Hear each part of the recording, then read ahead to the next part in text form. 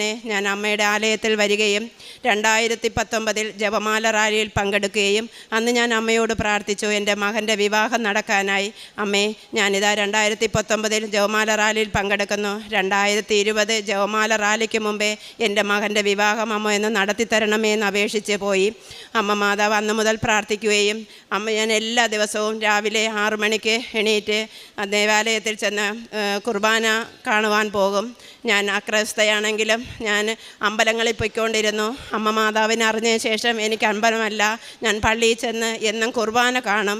ഞാൻ കുർബാന സ്വീകരിക്കില്ലെങ്കിൽ എനിക്ക് ഒരു ദിവസം പോലും മുടങ്ങുന്നതിൽ ഇഷ്ടമില്ല. എനിക്ക് ഒരു ദിവസം ഈശോയെ കണ്ടില്ലെങ്കിൽ അന്നെന്തോ വല്ലാത്ത ഒരു ഭാരം പോലെ.